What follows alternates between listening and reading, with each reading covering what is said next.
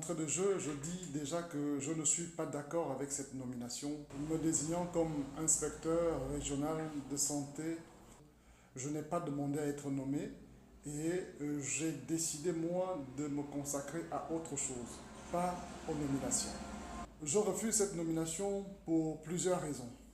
Je sais que certains seront certainement déçus par rapport à cette décision, mais il faut vous édifier.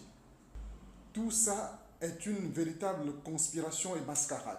Mascarade, pourquoi? Parce que monsieur le ministre s'est assis avec certains de ses collaborateurs et certains leaders syndicaux qui estiment que je dérange, il faut me donner quelque chose qui va me faire taire.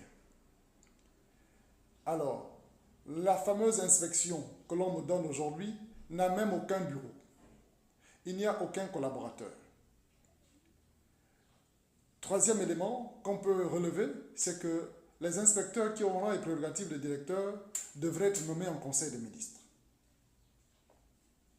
Alors que on attend le ministre sur plusieurs chantiers, lui, il est en train de conspirer.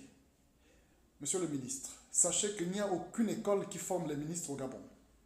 Vous êtes là aujourd'hui parce que le président vous a choisi, parmi tant de Gabonais. Vous êtes là aujourd'hui et demain, certainement, vous ne serez plus là. D'autres sont passés avant vous et d'autres passeront après vous. Votre mentor, Max Limoukou, certainement vous le dira.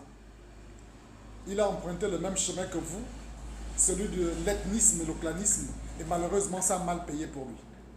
Comme vous avez décidé, moi, de me déranger Franck Bioro-Bimba, alors que moi, jusqu'à aujourd'hui, j'ai décidé de passer la main, me consacrer à ma carrière.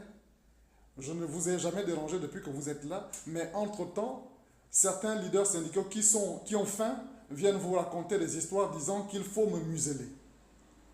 Moyennant, bien évidemment, 5 000, 2 000, parce qu'ils ont faim.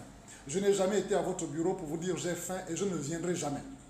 Mais comme il en est ainsi, sachez que là, vous avez ouvert une boîte de Pandore. Désormais, tout ce qui sera fait au ministère de la Santé sera connu et su de tout le monde. Les morts, les vivants, nous donnerons des informations. Même jusqu'aux dossiers qui sont sur votre table, nous donnerons des informations, puisque vous avez décidé de faire ainsi. Alors que le personnel de santé vous attend sur plusieurs dossiers, notamment la régularisation des situations administratives, la question de la formation, la prime d'éloignement pour ceux qui sont en province, la gratuité des soins au personnel de santé ainsi que leurs ayants droit. Mais vous avez décidé de vous asseoir dans votre bureau et de chercher à me nuire. Alors que moi, jusqu'à aujourd'hui, je ne vous ai jamais cherché de problème. Mais comme il en est ainsi, moi je suis prêt désormais pour cette guerre. J'espère que vous également vous êtes prêts. Parce que ce que vous avez commencé, chez nous on dit, lorsque vous allez bousculer un arbre, attendez-vous à ce que tout ce qui est comme feuille vous tombe dessus. Vous avez provoqué quelque chose, mais allons-y, on va tous assumer. Moi je n'ai rien à perdre, mais ce qui est sûr, c'est que vous aurez beaucoup à perdre. Vos petites conspirations avec certains leaders syndicaux qui, enfin, viennent faire le monde chez vous, mais je ne le ferai jamais. Et ça, vous ne m'avez jamais vu à votre bureau pour vous dire « j'ai besoin de vos services ». Quand je viens, c'est pour traiter des problèmes de la santé ou une réunion officielle.